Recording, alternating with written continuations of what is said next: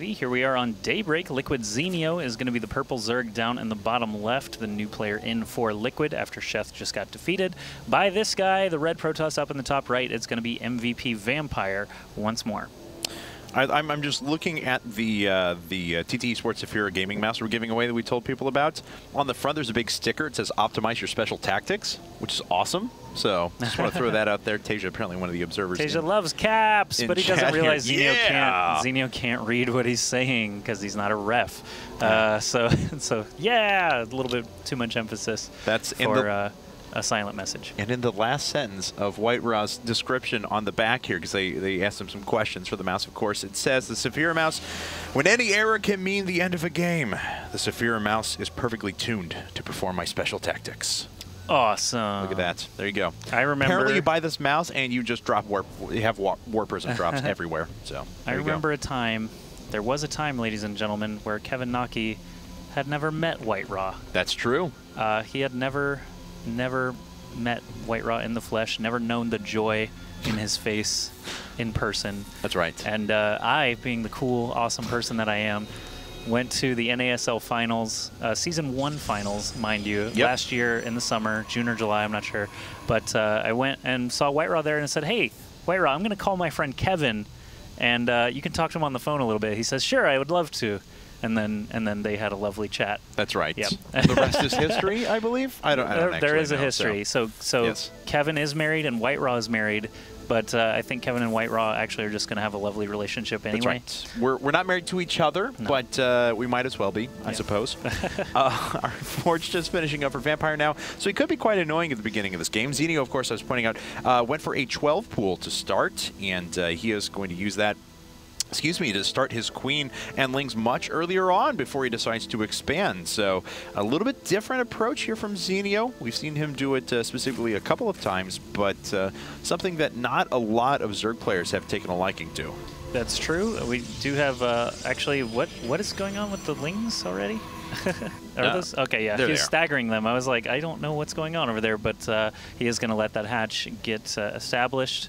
Vampire is just going to keep to himself a little bit and not send that probe down to mess with him too much more. No, I mean, he knows that the pool was out quite a bit earlier, so he knew that there were units jumping out. So Xenio is actually going to take 2 hatcheries at very close to the same time here. Normally you see the 3rd hatch starting to put down at 4 minutes, but Xenio going to go for that a little bit later. I don't know, maybe he'll do something totally different and flip that on its head, convention, so to speak.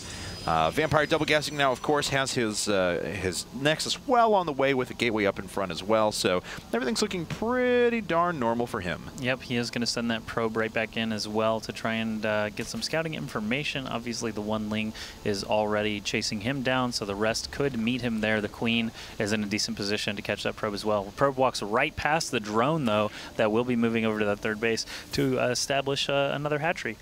Yes, it will, and there's 300 resources and another hatchery. It's about a minute late, I guess more like 40 seconds late, 45 seconds late from a conventional, say 15 pool into 18 or 19 hatch, something like that, or 21 hatch maybe. So we'll see now what Xenio's going to do to follow this up. He's already transferring a few drones over to his natural. Vampire, on the other hand, he's not decided to go for an obnoxiously early gas like he did last time, so maybe has something a little more normal. And, of course, he's not getting +1 weapons. Well, with 2, never mind. That is still pretty early. Yeah. 2 gas at 540. It's not as early as he did last time, but he's not investing in +1, which means he is going to have a massive amount of gas to go around. And, of course, that means we're going to have a Stargate. Yep, I was going to say it, but obviously his build is faster than that.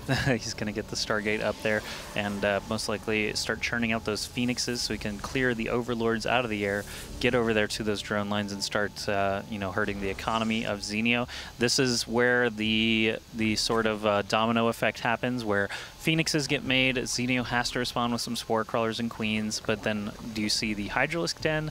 Usually you do. Sometimes the players feel comfortable enough back at home that they just build a couple of Spore Crawlers and continue to go Roach or something like that and try to do that big ground army. But sometimes you'll see Hydralisk Den, and then of course the Protoss player counters with Colossus, and then the Zerg players counter with Corruptors, and then you just get all the way to Mothership and Archon Toilets, and then see who wins, basically. And then the universe ends. Yeah, it's like an arm wrestling match, sort of. Yes. Well, we'll see here, though, as Vampire, he is starting to produce a good number of Phoenixes. A lot of Protoss players have been bypassing those Void Rays, just going for Phoenixes, as they'll be able to be just as harassy, I guess. I don't know. Is that a thing? Of course. Yes. Yes. Harassy? Harassational?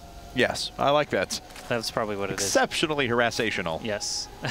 So Void Rays, yeah, Void Rays have kind of fallen out of favor because by the time they are able to get over across the map and start doing damage, usually Queens are in a big enough number that even Queens alone can take out those Void Rays, and it's hard to protect them really from Queens if you're out of Graviton lifts, for example.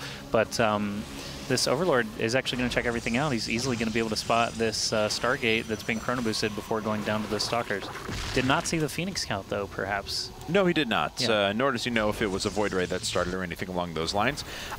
His layer tech's not quite done, though, so it's not like we're going to see an Ultralisk Cavern. He does throw down an Evolution Chamber, but that was actually just before he saw the Stargate, so that was part of his normal build anyway.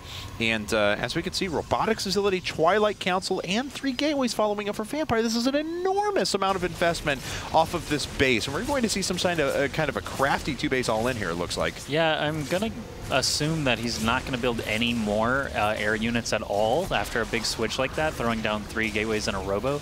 Makes me think that these 3 Phoenixes he's just going to keep alive as long as possible. No, there is actually another Phoenix coming along. Oh, he doesn't get the last hit on that Queen, has to use another lift. That's unfortunate because that basically translates into another drone kill that he's not going to be able to get now. The Phoenixes do book it out of there before any of them are killed off, and another Phoenix just now popping out for Vampire means that he can continue to do this throughout the game. Yeah, so let's see here what he can pull off, but oh man, he's got Blink coming up, he's got +1 armor. I mean, we saw some weird all-ins over the weekend at DreamHack 2 where started with a few Phoenixes and then just immediately go over to like a big 8-gate afterwards. But he's yeah, I mean, we saw Vampire do a less extreme version of this last time, investing in +1 and then a bunch of gas and a Robo early on with Blink, then deciding to expand, but this time he didn't even have a Stargate on top of that. Yeah, this time also he is taking a little bit of aggression from the Zerg opponent, so he doesn't really have as much on the ground as he did at this point in the game last time, but obviously the Phoenixes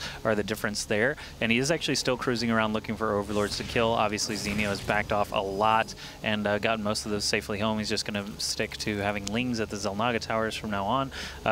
What Xenio can do, wow, he actually used Graviton Beam on a Ling before he cut away. Yes, he did. I was just going to make a mention how using Graviton Lift or Graviton Beam for those Zerglings is just super inefficient.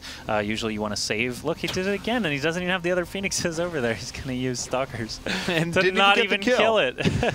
One thing I want to note, though, as there are just 4 Phoenixes still, he did cancel one of the Phoenixes. It looks like maybe he had it on a hotkey where he normally has his Robotics Facility and may have accidentally queued that up instead of an Observer. So looks like the extra Phoenix was a mistake, and he is down to just his normal 4 Phoenixes that he was before. That 5th Phoenix was so super, close to being done, though. I really thought he had another one. Is that not a Phoenix? What is that? No, there's just here, if you take a look on the map, just 4 of them on the field. Oh, I could swear. Oh, it was flying around, but it was an Observer, because I was like, he's taking a direct route. I just had to assume.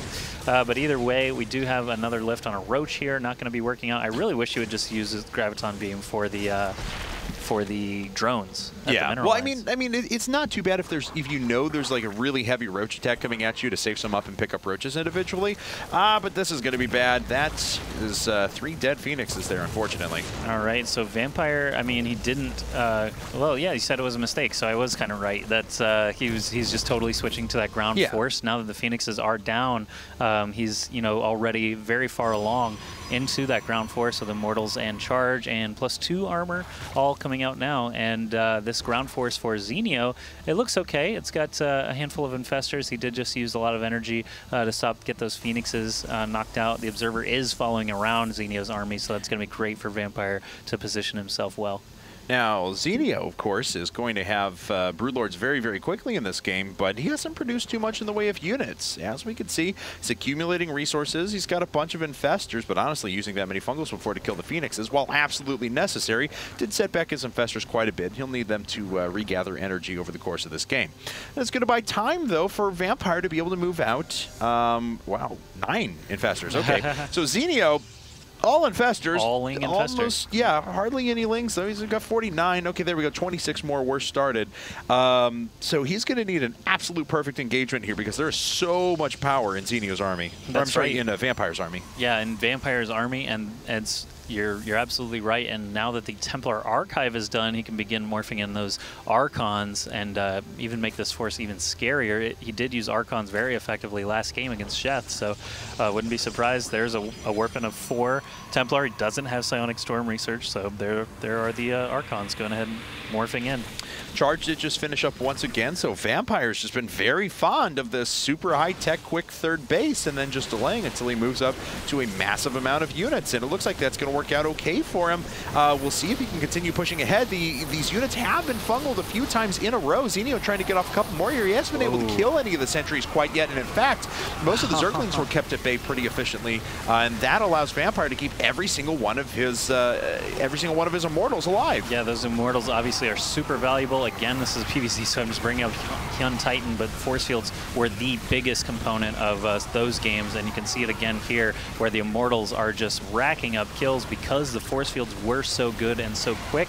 They funneled those lings into a tiny little trickle. It was just a mass of lings that couldn't get to anything, and that's saved Vampire enough time to get reinforcements in. He's doing warpins just behind this, just actually to the northeast a little bit, but he does take out that hatch. He can back off a little bit now. He can even warp in some more sentries if he feels like it to be able to get those force fields again. No, he's actually continuing to stay here, blinking forward with the Stalkers. Immortals still getting a lot of kills, but now these infested Terran might be able to actually finally finish off this force. No, another huge force comes in. Yeah, I mean, Vampire was kind of pinned in there for a second because he got caught here next to the destructible rocks. Yes. So, I mean, he had to stand and make a little bit of engagement, but he actually did a really smart thing. He blinked his Stalkers just on the first Immortal that was at the front, and because he blinked it on top of that Immortal, it forced them to make a concave that blocked them out from the Zerglings so they could actually stand in there and engage longer. And as we can see, he kept 4 of his Immortals alive. That was just such a good maneuver from Vampire.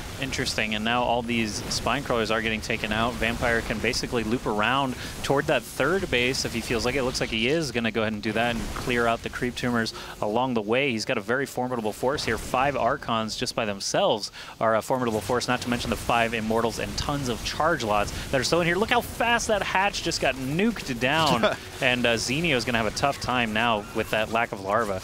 Yeah, I don't even think he engages. I mean, he has a lot of infestors, and I do mean That's a true. lot of infestors, 15 of them, but he's not got a lot to back this up, and thus far, Vampire's been doing an effective job of taking out the roaches very quickly, and still rolling forward. He's got 5 Immortals once again, 25 kills, 18 kills, 11 kills, 5 kills, 24 kills. Those Immortals have just been so valuable. Yeah, and they lived a long time. They did. So you might even say that they're immortal? Resilient. Oh, okay. Immortal? No, God, That'd no. just be stupid. That doesn't make any sense. Robotics Bay actually being added on now by Vampire, so this Archon Immortal mixture doesn't have to last forever. He can start moving into Colossi soon, or obviously he could research Psystorm at any point and try to drop storms all over the place on those infestors, and Lings both are very, very vulnerable to that sort of attack. Big upgrade advantage for Vampire throughout that whole process, too. Xenio just finished up +2, but those were just attacks. He only has +1 Carapace on everything.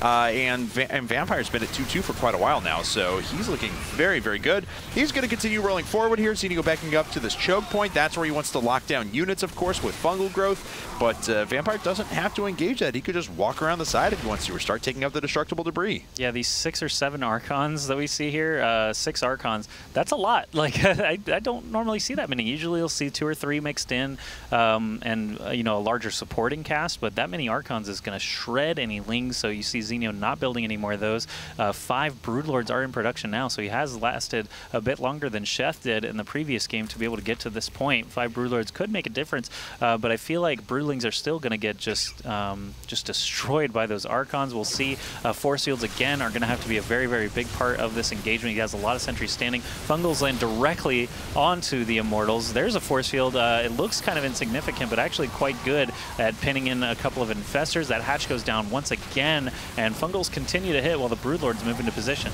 Yeah, the Broodlords have finally gotten there. These Immortals are slowly dying off. It was a nice job of the Fungals to be able to capture most of those units in place. So 34 Immortal, no! He goes down. 28 kill Immortal, no! He's going to fall as well. Oh, it's maybe. Yep, there he goes. All right, actually made it up to 30 kills there a second ago. So well done. This has still been even with that many Broodlords out there and strong infestors, Zenio has to do economic damage right now. His opponent is on 4 bases. His opponents can very easily move up into 1 million Blink Stalkers here in a second. There was the hyperbole I was talking about earlier.